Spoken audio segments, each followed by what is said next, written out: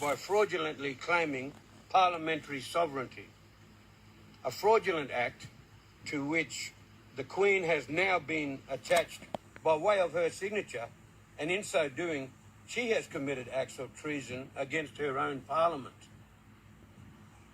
Further, it is offensive to us as the legitimate sovereigns that the belligerent occupiers are nothing more than mere corporate entities that have no jurisdiction or authority over the tribal sovereigns of these lands and our terrains.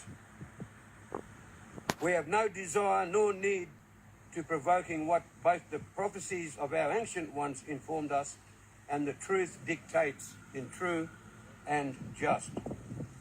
We hereby give notice to the world and the universe that we, the legitimate sovereigns, require that the Queen of the UK Parliament commit now to moving forward peaceably and respectfully without any form of violence or hostility toward a treaty of peace between herself and her parliaments and us, the only and legitimate sovereigns here. There will be much to do in the way of agreement as to liabilities and reparations. Nonetheless, there is no need for hostility or violence, as the world knows the truth that we, the tribes, have never surrendered to the Crown nor any corporation as sovereign, and have all at times clearly and in accord with our law stated both our sovereign status and reiterated our intention to retake our terrain and reign over our realms as the true and only legitimate sovereigns. We, the original sovereigns of these terrains, never left here, but we now have returned to govern ourselves and our terrain and protect our realm and all upon it, as this is our duty and responsibility as sovereigns. That time is now upon us, as we hereby give notice that we have, by the way of this notice, entered peace treaty discussions with our occupier, to the end that the complete return of us as this land's true and only legitimate sovereigns be the outcome as quickly and respectfully as possible. The time has come for the Crown's tyrannical, belligerent occupiers to stand down. It is time for the fraud and deception to be swept aside, and for honesty, morals and integrity to be brought to bear in respect of the governance of these terrains. A level of honesty, morals and integrity that your current belligerently occupying administrative representatives fail to possess. We do not consent to their paper jurisdiction of entrapment, enslavement and frauds. We remain in our realm of honour, integrity, true law and respect. A law that has handed us by nature and passed through from our ancestors who bestowed upon us the responsibility of the protectors of the realm.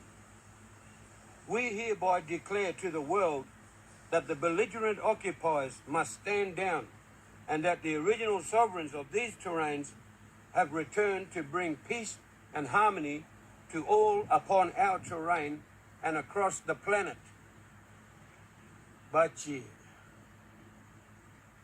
Manmak. Manmak. Mara. Malumbo. Ano nga ba? Awangana. Awangana. This here is the law. This is Malu's law. This is the witch streaming. Baywara. This is the only law that has any validity here. Their fictitious corporate laws have no validity here whatsoever. This is the only law that holds any truth. We stand under this law, before this law, and we stand down the belligerents. First law. First law, first in time, best at law. We are in my great-grandmother's country. This is how I get my bloodline connection to country. I have just been refused to my people's sacred site, a site that was determined in the Canberra land claim that we would always have access to. I've just been denied it. Not happy. Say who denied you? The Navy, And who else? the police, and they all on Larrakia land. And Eric Frijo representing the Larrakia Nation and the Navy, and he got no cultural jurisdiction or authority over me and my countrymen here.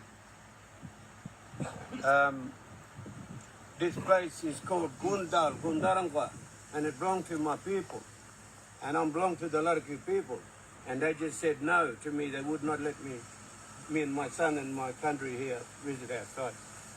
Also, I beat the Queen in 1983. I am an ordinary executive. We went there. I have to stand aside for this man, even though I beat the Queen and I can throw an order at them up there. I thought that they'd respect him because it's his tribal bloodline. In the court case that I went through, it states they have no jurisdiction, they are immigrant, itinerant, and alien. And that meant they couldn't make any decisions on our land. We could. So therefore, we are Homo sapien. We are the environmentalists of the land. We were put here to look after everything. The white man's come and stole everything. He hasn't asked for anything, he stole it. He's kidnapped their kids, they call them stolen generation. No, they kidnapped them. They changed the words to suit themselves. Now they plagiarise all documents where I don't exist on this land anymore because I destroyed the Queen. She's from Germany, so she went back home and told the people in '86, give everything back to the blacks.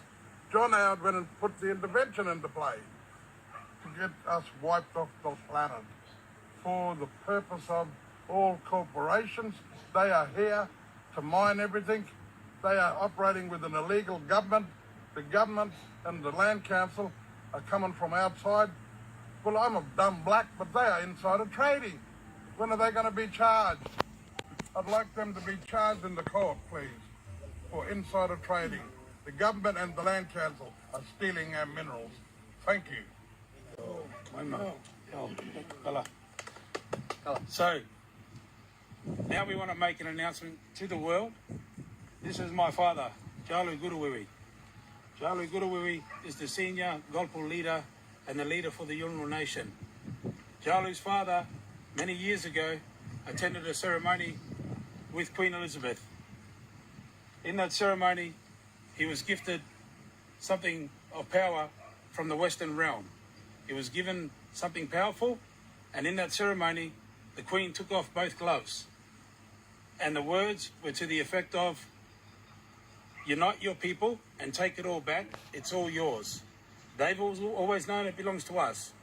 They've always known that it would return to us. Well, today, the sovereigns have returned and the sovereigns are taking it back. I want to present to the world screen record.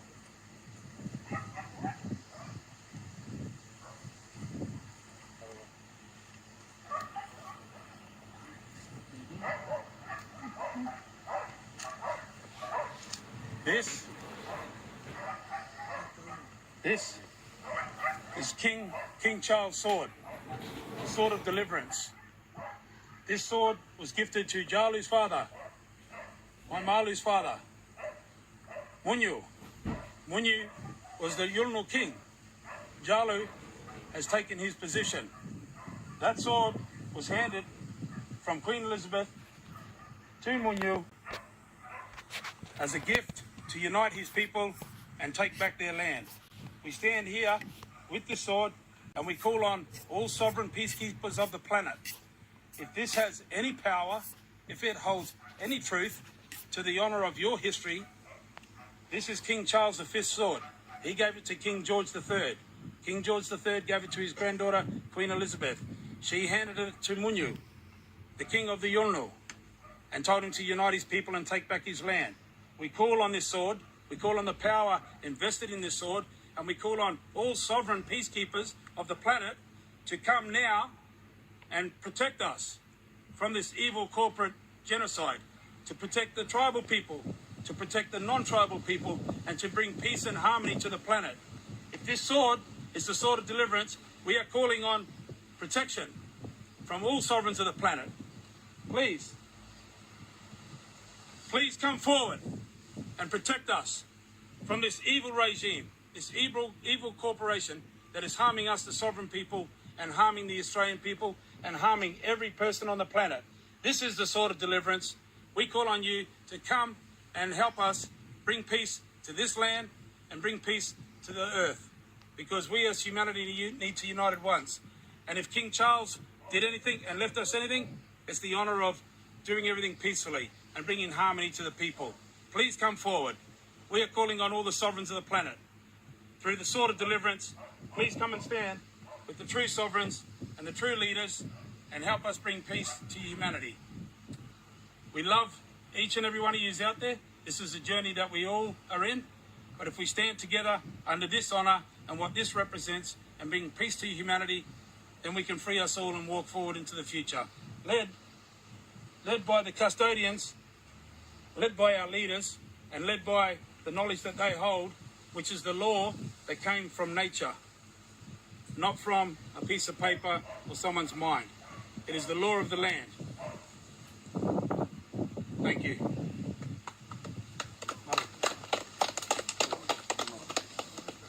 Yo. Uncle, would you like to speak? Robbie said it all. All good? Yo, Uncle Eddie? Okay. Hey, just put it down. Yeah, I come from a tribe in WA. There's a similar thing going on there. Well, it's happening everywhere. So what Robbie read on that statement is truth all over this country. So the tribe in WA is called Nyamul. It's in the Pilbara. What this old fellow's saying here, they are stealing our mineral wealth. Yes. By the billions. And our claim is sitting over a highly mineralised area, and we've got all the big mining companies, Rio Tinto, BHP, Millennium, Tina Reinhardt, Andrew Forrest. We got the lot, and we're not getting a cent. We're broke. They're shipping it out by the billions. They've got a train line that runs from Newman. It's working 24/7. There's no driver. You can hear it at night coming in fully loaded. Yep. You can hear it at night going out unloaded. And it's continuous. And billions of dollars are going through that wharf, and the Aboriginal people are not getting anything out of it. Not a cent. So I back Clarity and they stand for the land, because they stand for everything that's sovereign. And I met David up here and I joined their sovereign OST, the Sovereign Union, because I wasn't getting any justification with their National Native Title Tribunal. It's a farce. It was a what would you call it? Highway robbery, what they do. Yeah. That's insider trading. Yeah, and to get it all, they're supposed to be a Commonwealth corporate entity. Yeah. I don't think they are registered on the Commonwealth International entity as well. Yeah, So they're trading insolvent because they're not ratified as international corporate entities. Exactly. So they're running off with billions of dollars undetected. Yes. So that's about it for the moment. Thank you, Uncle. But you can cut that last bit out. No. This is live. No, but that's what it's all about. And corporations owning the world. Yeah. Hi, my name is Balunu. Today was a significant day. We came to support the Larrakia sovereign tribal people. They've denied access to their ceremonial ground, and it's actually happening back home on Tiwi Islands. My tribal estate is Lakaranapi. So I'm telling you, the corporation, the land council, the territory government, the federals, please, it's time to vacate my land, my tribal estate. I'm returning as a sovereign tribal man, and it's time for me and my family to take back control. You all under the corporation, you all making money while the true owners are suffering.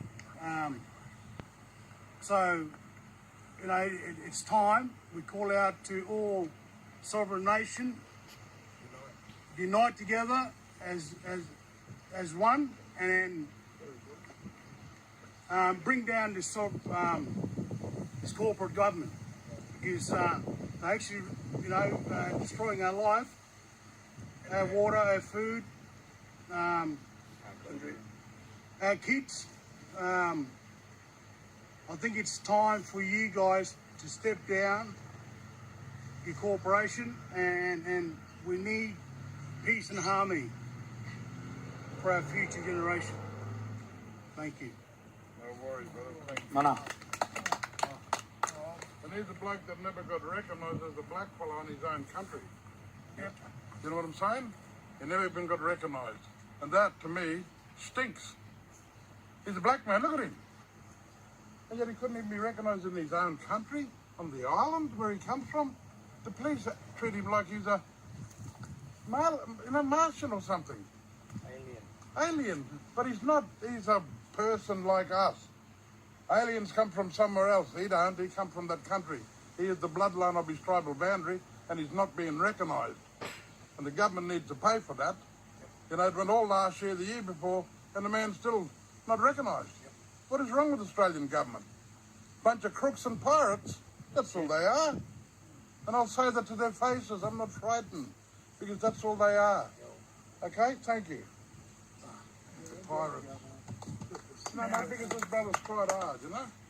We've got to support each other, everybody. That removal of a friend here is not an isolated case, because they removed me when I was going through the National Native Title Tribunal. They removed me, my two ancestors, and put another ancestor who's from Britain. He's white. He's claiming our land. Because he's got the same last name. Yeah. And the land council uses that all over the place. His surname's different. But he's white. They registered him as a Yamal claimant on my father's land. It's happening everywhere, brother. Yo. Because they want to get the minerals out as fast as they can before, and it's written, before the blacks get governance over their lands, you better hurry up. And that's what they put out. John Howard said, rightio, it's a field day, go and do your mining, go and do fracking, whatever. That's what he told Australian people. It's him and the Land Council. Land Council bought paperwork that says they own us. They don't listen to us because you're not born, you're not alive. You're all dead people. That's the problem. And you have to get your born certificate. The little one that they put the footprint on in the hospital, of the Register of Births, Deaths and Marriages. One of those places have got it. If you got the other birth certificate, it's a death certificate. That's where your trust money is.